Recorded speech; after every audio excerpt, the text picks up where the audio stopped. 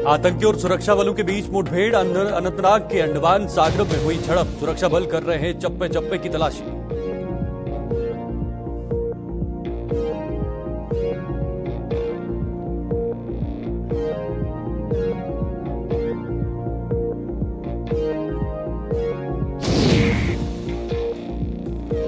G20 की बैठक को लेकर सुरक्षा हुई चाक चौबंद। अंतर्राष्ट्रीय सीमा पर सुरक्षा बल पूरी तरह चौकस। G20 सम्मेलन के मद्देनजर की अतिरिक्त तैनाती।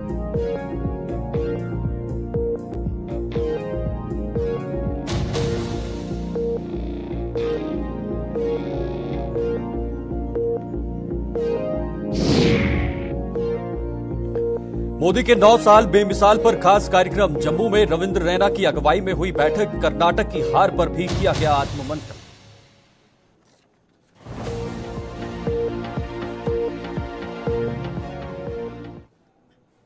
नमस्कार, जम्मू कश्मीर के इस खास बुलेटिन में आपका स्वागत है और मैं हूं आपके साथ शीतल शर्मा। शुरुआत करते हैं। जम्मू कश्मीर के अनंतनाग के अंडमान सागरम इलाके में आतंकियों और सुरक्षा बलों के बीच मुठभेड़ हुई है। पुलिस ने सुरक्षा बलों के साथ मिलकर इलाके की घेरेबंदी कर बड़े पैमाने पर तलाशी अभियान शुरू किया है। तलाशी अभियान के दौरान सुरक्षा बलों ने आतंकी ठिकाने को भी ध्वस्त किया है और वहां से भारी मात्रा में खाने पीने के सामान के अलावा कपेड़ और गैस चूल्हा भी बरामद किया है। इससे पहले नगर के मोहल्ला पुराने पुंछ में संदिग्धों के देखे जाने से पुंछ शहर में भी सुरक्षा अलर्ट पर है। आतंकियों की धरपकड़ के लिए तलाशी अभियान चलाए जा रहे हैं। वहीं उत्तरी कश्मीर के बारामूला जिले के उड़ी सेक्टर में पाकिस्तान ने एक बार फिर घुसपैठ की नापाक कोशिश की है, जिसे सुरक्षा बलों ने नाकाम कर दिया है। तो आपको बता दें, एक बार फिर से पाकिस्तान ने नापाक हरकत करते हुए घुसपैठ की कोशिश की है, लेकिन सेना ने जो है इसको यहां पर असफल बना दिया है और इस कोशिश को नापाक जो है वो कर दिया है। फिलहाल हमारे साथ इस खबर पर अधिक जानकारी के लिए फिदा हुसैन जुड़ गए हैं, हमारे संवाददाता अनंतनाग से। सीधे उनका रुख करते हैं। फिदा, क्या कुछ हालात बने हुए हैं? एक बार फिर से वहां पर संदिग्ध या फिर जो आतंकवादी हैं वो घुसपैठ की कोशिश में लगे हुए हैं, लेकिन सेना किस तरह से मुस्तैदी दिखा रही है और क्या अभी हालात बने हुए हैं वहां पर? देखिए चेतन, मैं आपको बता सकता हूं कि अगर हम दक्षिण कश्मीर के अनंतनाग के अंदरवन इलाके की बात करेंगे, जो कि एक जंगल से सटा हुआ इलाका है, जहां पर सिक्योरिटी फोर्सेस को एक पक्की सूचना मिली कि वहां पर एक हाइड जो है वहां पर मिलिटेंट हो सकते हैं।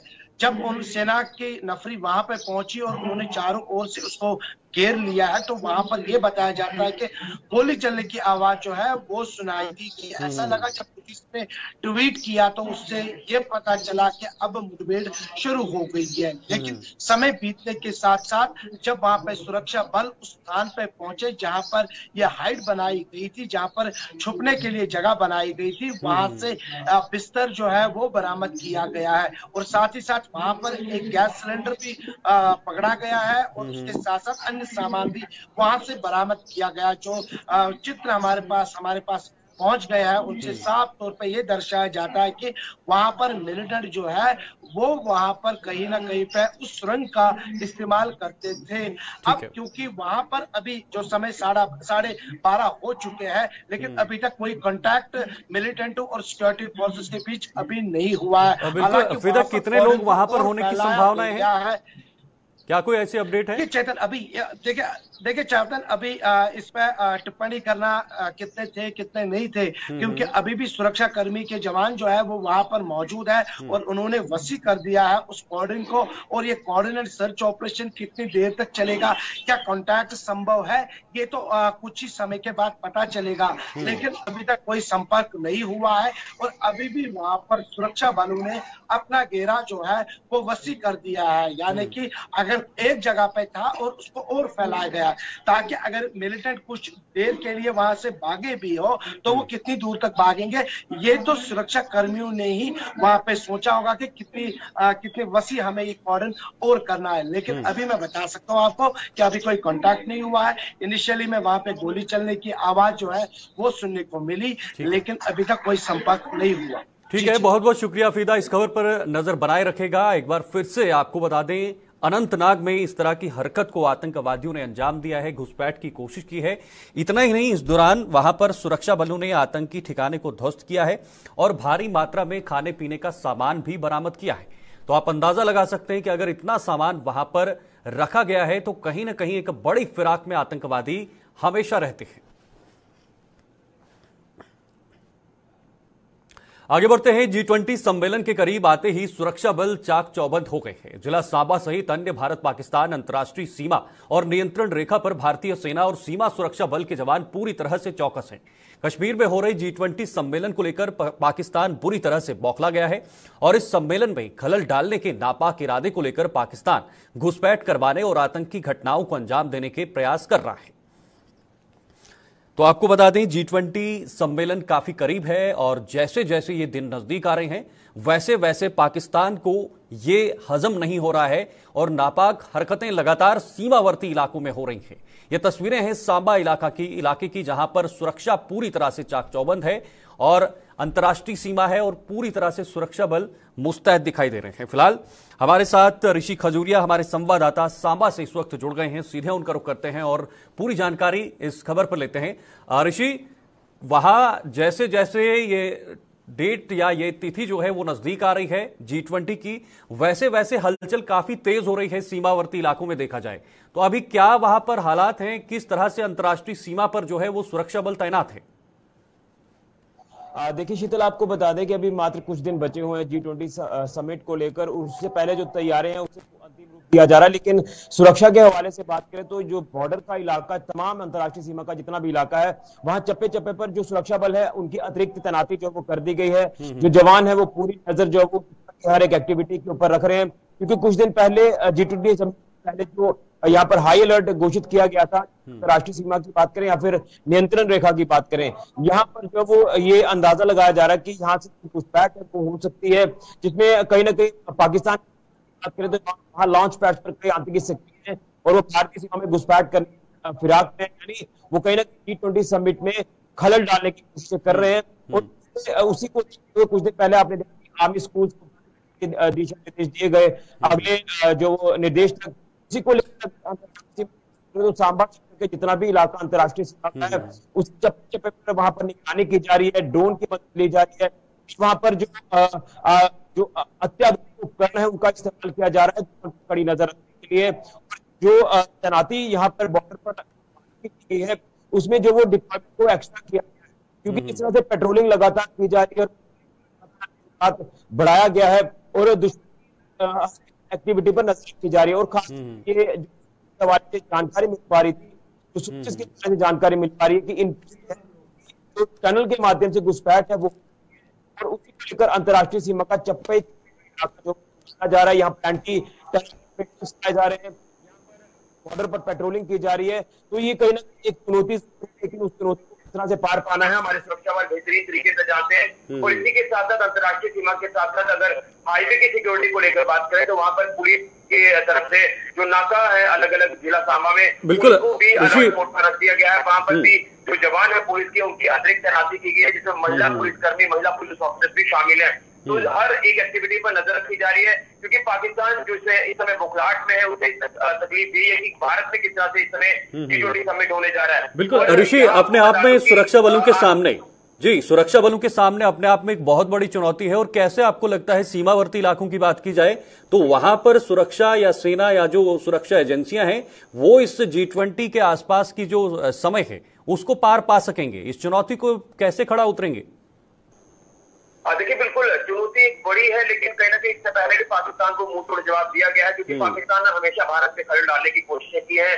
यहाँ आपने देखा कि ड्रोन के माध्यम से वो हथियारों की खेप भेजता है, ड्रोन के माध्यम से नशे की खेप भेजता है। उनके OGWs, उनके हैंडलर्स यहाँ पर जो वो इस खेप को कलेक्ट करते हैं। कश्मीर घाटी में आपने देखा कि सिविलियंस को टारगेट किया जाता है, उन्हीं हथियारों का इस्तेमाल कर जवानों को टारगेट किया जाता है। लेकिन एक रणनीति जो स्ट्रेटेजी है वो यहाँ पर सुरक्षा एजेंसियों ने, हमारे सुरक्षा बलों ने इस तरह बनाई है। और G20 समिट में किसी तरह का कोई खलल ना पड़े, पाकिस्तान की हर एक्टिविटी पर नजर रखी जा रही है। और जो भी जानकारी आ रही है उस जानकारी को जो वो सीक्रेट तौर पर रखते हुए हमारी जो सुरक्षा बल है उस रणनीति पर जो वो खरा उतरने के लिए तैयार है। और जो हमारे वाइटल इंस्टॉलेशन है वहां पर भी जो सुरक्षा है वो बढ़ा दी गई है। जितने भी तमाम संस्थान है, हमारे जो स्कूली संस्थानों की बात करें तो हर जगह इस समय सिक्योरिटी व्यवस्था को चाक चौबंद किया गया है। साथ ही जम्मू कश्मीर में आने वाली हर एक गाड़ी की बात करें उसकी गहनता से जांच की जा रही है, चाहे वो छोटी गाड़ी हो बड़ी गाड़ी हो। बड़ी गाड़ी का जिक्र मैं कर रहा हूँ, जो असेंशियल सप्लाई कश्मीर घाटी जाती है। आपको याद होगा कि असेंशियल सप्लाई की आड़ में कई बार हथियारों की खेप कश्मीर घाटी पहुंच चुकी है। तो पाकिस्तान जो इस समय पूरी कोशिश कर रहा है कि यहाँ पर माहौल को खराब किया जाए, लेकिन उससे पहले हमारे जवान पूरी नजर रखे हुए और पाकिस्तान को मुंह तोड़ जवाब दिया जाएगा अगर पाकिस्तान कोई भी इस तरह की जो नापाक हरकत है उसे अंजाम देगा। बिल्कुल, बहुत बहुत शुक्रिया ऋषि, ये तमाम जानकारी हमारे दर्शकों तक साझा करने के लिए। तो आपको बता दें, पाकिस्तान जितनी भी कोशिश करे, उस कोशिश को नाकाम बनाने के लिए ये बॉर्डर या सेना पे खड़े ये जवान हैं जो आप तस्वीरों में देख रहे हैं, किस तरह मुस्तैद हैं और हर पल नजर रखी जा रही है, यंत्रों से नजर रखी जा रही है। वहां पर ड्रोन के जरिए जो पाकिस्तान हमेशा इस तरह की कोशिश करता है, उस पर भी सुरक्षा बलों की, सुरक्षा एजेंसियों की और पूरी तरह से वहां पर नजर बनाए हुए हैं कि आखिर किसी भी तरह का यहां पर पाकिस्तान कोई G20 को लेकर या G20 से पहले यहां पर कोई ऐसा कदम ना उठाए जिससे इस बैठक में कोई भी खलल जो है वो सामने आ सके। चलिए अगली खबर का रुख करते हैं। भारतीय जनता पार्टी ने केंद्र सरकार की 9 साल की उपलब्धियों का सिलसिलेवार गुणगान करना शुरू कर दिया है। समूचे देश की तरह जम्मू में भी पार्टी मुख्यालय में इस बाबत आज बैठक का आयोजन किया गया, जिसमें पार्टी के प्रदेश अध्यक्ष रविंद्र रैना सहित प्रदेश के कई बड़े नेता शामिल हुए।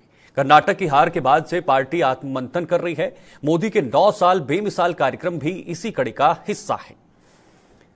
तो मोदी के 9 साल होने पर, यानी केंद्र सरकार के 9 साल पूरे होने पर देश के अलग अलग हिस्सों में ये बैठकें देखी जा रही हैं और इसी कड़ी में जम्मू में भी बीजेपी की ओर से ये बैठक जो है ये रखी गई है, हुई है और इस बैठक में कर्नाटक चुनाव पर भी मंथन किया गया है। फिलहाल हमारी सहयोगी इस वक्त जुड़ गई हैं शिल्पा, सीधे शिल्पा का रुख करते हैं। शिल्पा, ये बैठक अपने आप में काफी महत्वपूर्ण है और 9 साल पूरे होने पर यह बैठक की गई है।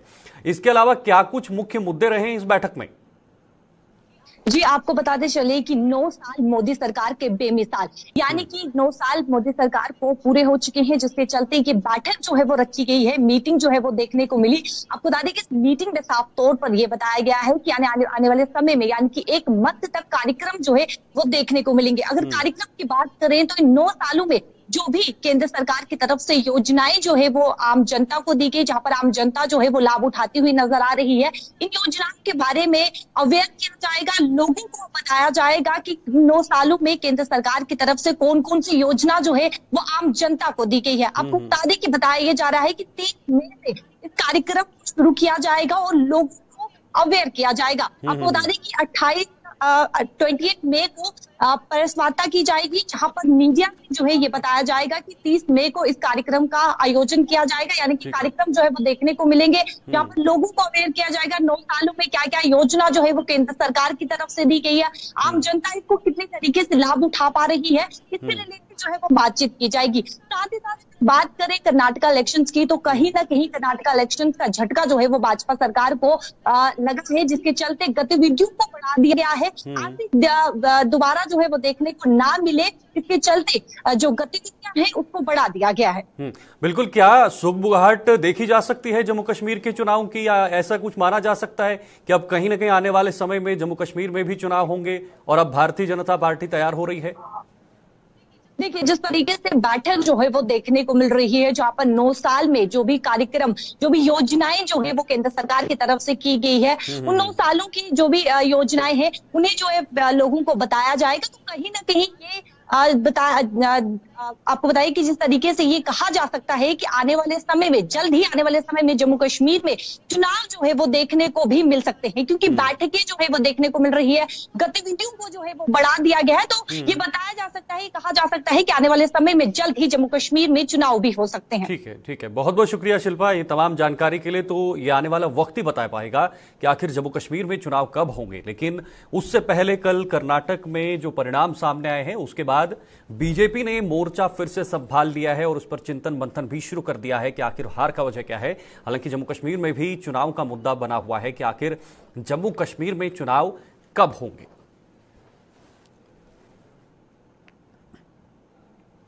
तो वहीं बरसात से पहले जम्मू शहर के नालों की साफ सफाई के जम्मू नगर निगम के दावे खोले सिद्ध हुए हैं।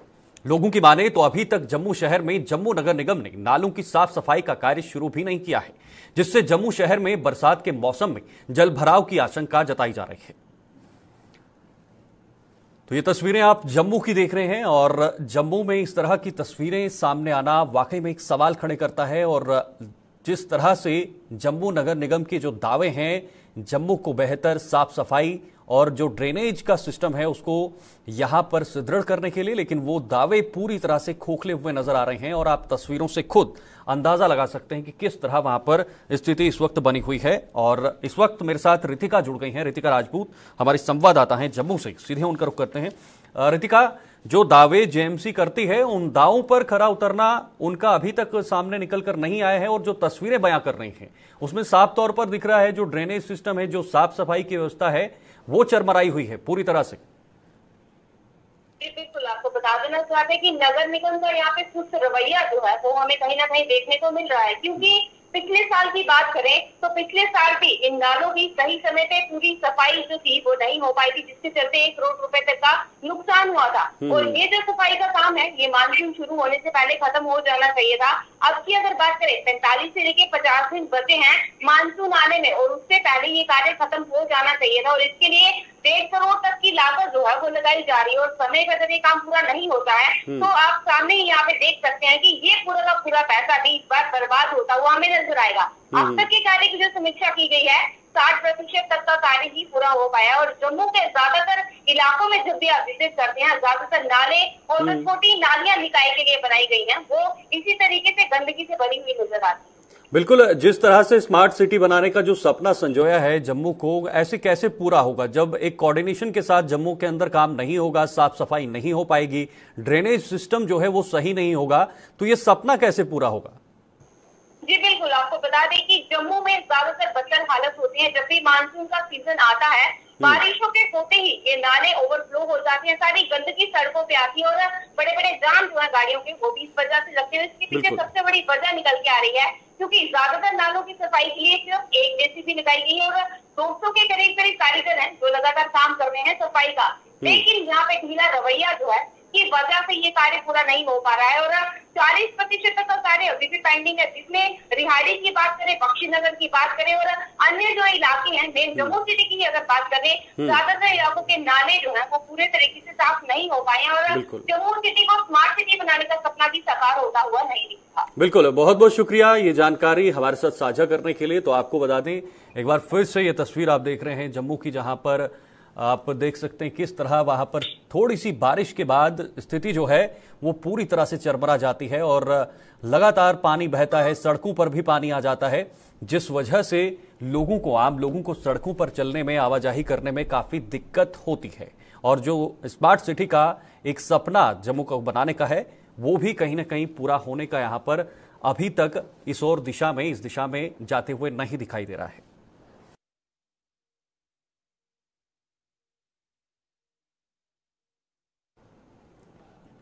चलिए आगे बढ़ते हैं। जम्मू कश्मीर की कश्मीर घाटी ही प्राकृतिक सुंदरता से माला माल नहीं है, बल्कि जम्मू कश्मीर के कुछ और क्षेत्रों को भी प्राकृतिक ने सुंदरता से मालामाल किया है। इनमें से एक जम्मू कश्मीर का जिला किश्तवाड़ है। किश्तवाड़ के प्राकृतिक सुंदरता से दुनिया को रूबरू करवाने के लिए जिला प्रशासन कई तरह के प्रयास कर रहा है। जिला प्रशासन किस तरह के प्रयास कर रहा है, पेश है एक रिपोर्ट। जम्मू कश्मीर का जिला किश्तवाड़ अपनी सुंदरता और खूबसूरती में किसी से छुपा नहीं है। ऊंचे ऊंचे पहाड़ों के बीच बसा छोटे से शहर का नजारा देखने लायक है। यहाँ एक तरफ चिनाब की बहती हुई लहर और दूसरी तरफ खूबसूरत चौगान शहर की सुंदरता को 4 चांद लगाने का काम करता है। पहाड़ों पर बिछी सफेद बर्फ की चादर लोगों को अपनी ओर आकर्षित करती है। वही किश्तवाड़ में टूरिज्म को बढ़ावा देने के लिए डीसी देवांश यादव हर मुमकिन कोशिश कर रहे हैं। इसी कड़ी में डीसी किश्तवाड़ ने Jawahar institute of mountaineering and winter sports Pahalgam में एडवेंचर कोर्स ट्रेनिंग के लिए 20 उम्मीदवारों को हरी झंडी दिखाई है। इन प्रशिक्षण कार्यक्रमों का उद्देश्य जिला किश्तवाड़ में साहसिक और पर्यटन वृद्धि के लिए संसाधन व्यक्तियों का पूल बनाना है। ये एक एडवेंचर कोर्स है जो कि 26 तारीख तक चलेगा। इसके बाद हमारे पास 25 यंग लड़के तैयार हो जाएंगे जो कि किसी भी टूरिज्म इवेंट में हमारा जो सबसे क्रिटिकल कड़ी होती है ह्यूमन रिसोर्स, वो हमारे पास अवेलेबल हो जाएगा। साथ ही उपायुक्त किश्तवाड़ ने कहा कि जिला प्रशासन ने पहलगाम में Jawahar institute of mountaineering and winter sports में बुनियादी पर्वतारोहण पाठ्यक्रम के लिए पहले ही 5 उम्मीदवारों को भेज दिया है और ये साहसिक पाठ्यक्रम प्रशिक्षण कार्यक्रम उम्मीदवारों के कौशल को और बढ़ाएगा। और बनाने में भी मदद करेगा। और सेकंड बैच ऑफ स्टूडेंट्स है, पहले 5 स्टूडेंट्स बेसिक माउंटेनियरिंग कोर्स के लिए गए थे। ये जो सेकंड बैच है ये जा रहा है एडवेंचर कोर्स के लिए। हम लोग जब भी सिंथन फेस्टिवल कराते हैं, कोई फेस्टिवल कराते हैं, तो पैराग्लाइडिंग वगैरह के लिए हम लोग बाहर से लोग बुलाते हैं। हम राफ्टिंग कराते हैं तो बाहर से लोग बुलाते हैं। रैपलिंग वगैरह छोटी एक्टिविटीज़ के लिए भी बाहर से लोग आते हैं। अगर हमारे पास एक लोकल ह्यूमन रिसोर्स रहेगा तो इन सारे इवेंट्स में हमारा लोकल लड़का लोग एम्प्लॉयमेंट पाएगा और पैसा कमाएगा। तो that is the main whole and sole aim of this initiative under project Sankalp for skill development. इतना ही नहीं, इस दौरान युवाओं में काफी उत्साह देखने को मिला है और साथ ही जिला प्रशासन की जमकर सराहना की और किश्तवाड़ डीसी देवांश यादव का शुक्रिया अदा किया। आज बेहद ही खुशी का मौका है हम सबके लिए, खास करके किश्तवाड़ के यूथ के लिए, कि डिस्ट्रिक्ट एडमिनिस्ट्रेशन किश्तवाड़ ने एक ट्रेनिंग प्रोग्राम ऑर्गेनाइज़ किया है सभी यूथ्स के लिए, जो कि पहलगाम में होने जा रहा है जोहार इंस्टीट्यूट ऑफ माउंटेनियरिंग में, जिसमें बहुत सारी एडवेंचरल एक्टिविटीज़ जो है वो यूथ को कराई जाएगी, ताकि यूथ जो है आगे जाके एम्पावर और एम्पैनल्ड हो सके इस चीज़ के लिए कि वो अपने आप को टूरिज़्म की फील्ड में भी प्रूव कर सके। एंड हम डीसी साहब और साथ में हमारे इंद्रजीत जी का बहुत बहुत शुक्रिया करना चाहेंगे। और एडवेंचरिंग और ट्रेनिंग वहाँ इंस्टीट्यूट में दी जाएगी। हम डीसी साहब का तहे दिल से शुक्रिया करते हैं कि उन्होंने हमें इतना मौका दिया है, इतना सुनहरा मौका दिया हमें वहाँ जाने का, ताकि हम वहाँ से आके यहाँ के जो टूरिस्ट स्पॉट है यहाँ उनको शो ऑन करें। हम डीसी साहब का बेहद शुक्रिया करते हैं। मैं डीसी साहब का शुक्रिया अदा करता हूँ कि उन्होंने इस किश्तवाड़ को नई रोशनी दी है। तो हम जा रहे हैं अभी जोहार इंस्टीट्यूट माउंटेनिंग ट्रेनिंग के लिए, एडवेंचर के लिए कुछ एक्टिविटीज़ की जाएंगी वहाँ। तो हम यहाँ से जाएंगे तो हमारे पास उतनी स्किल्स नहीं है माउंटेनिंग के लिए। जब हम वहाँ से आएंगे तो हमारे पास ऐसी एनर्जी होगी, ऐसा पावर होगा कि हम वहाँ से आके अलग ही एक्सपीरियंस होगा हमें। तो और जो नौजवान हैं आजकल के जो नशों में मुब्तला हैं वो इनसे दूर जाएं, ताकि एक अच्छा माहौल बने। किश्तवाड़ में नई रोशनी आई है, मैं डीसी सर का शुक्र अदा करता हूँ। Thank you. इसी तरह अगर किश्तवाड़ प्रशासन टूरिज्म को बढ़ावा देने के लिए आगे बढ़ेगा तो किश्तवाड़ में आने वाले दिनों की तस्वीर जरूर बदलेगी, जिससे यहाँ के युवाओं के लिए रोजगार का रास्ता भी खुलेगा। किश्तवाड़ से अजय शान की रिपोर्ट। गेहूं की कटाई के बाद आरएसपुरा और बिश्नाह में किसानों ने खेतों में आग लगाना शुरू कर दिया है। खेतों में लगाई आग से जहां धरती के भीतर और ऊपर रेंगने वाले कीड़े मकोड़े आग में भस्म हो रहे हैं, वहीं इसमें प्रदूषण भी बढ़ रहा है। लोगों ने किसानों से खेतों में आग न लगाने की अपील की है। लोगों ने सरकार से अन्य राज्यों की तर्ज पर किसानों को ऐसा केमिकल देने की मांग की है जो खेत में गेहूं की कटाई के बाद रहे अवशेषों को खाद में तब्दील कर दे।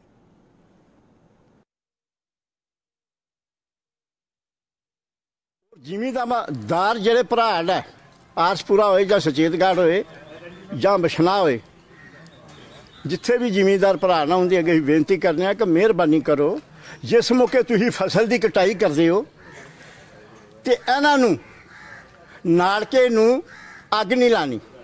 ਉਹਦਾ ਜਾਂ ਤੇ ਮਸ਼ੀਨਾਂ ਕੋਲ ਭੋ ਬਣਾ ਲਓ ਤੇ ਜਾਂ ਡਾਇਰੈਕਟਰ ਸਾਹਿਬ ਐਗਰੀਕਲਚਰ ਡਿਪਾਰਟਮੈਂਟ ਦੇ ਸਾਹਿਬ ਨੇ ਜਿਹੜੇ ਸਰਕਾਰ ਉਹ ਮਿਹਰਬਾਨੀ ਕਰੇ, ਜਿਸ ਤਰ੍ਹਾਂ ਪੰਜਾਬ ਦੇ ਵਿੱਚ ਕੋਈ ਐਸਾ ਦਵਾਈ ਆਈ ਹੈ ਉਹਦੇ ਨਾਲ ਉਹਦਾ ਹੈਲ ਬਣਿਆ ਜਾਏ, ਜਿਹੜਾ ਬਾਕੀ ਵੀ ਜ਼ਮੀਨ 'ਚ ਰਹਿ ਕੇ ਕਿਸਾਨ ਭਰਾਵਾਂ ਨੂੰ ਫਾਇਦਾ ਹੋਏ।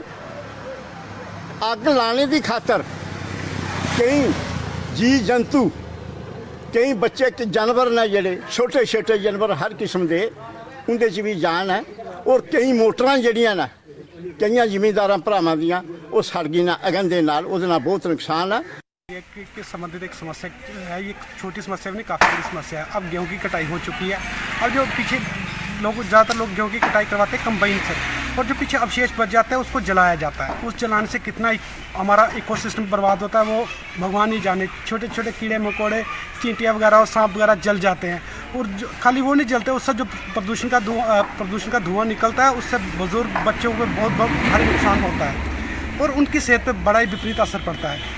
हम सरकार और विशेषकर एलजी सरकार से ये निवेदन करना चाहते हैं कि आप बाकी राज्यों की तरह, जैसे वहाँ पे इन अवशेषों को जलाने के लिए कोई केमिकल विभाग, कृषि विभाग की तरफ से दिया जाता है, यहाँ भी मुहैया कराया जाए लोगों को, ताकि ये फसल जलने से बचे, प्रदूषण कम हो, धरती का तापमान भी कम हो और धरती भी बर्बाद ना हो और छोटे बड़े कीड़े मकोड़े, सांप, बिच्छू वगैरह सब बच जाए।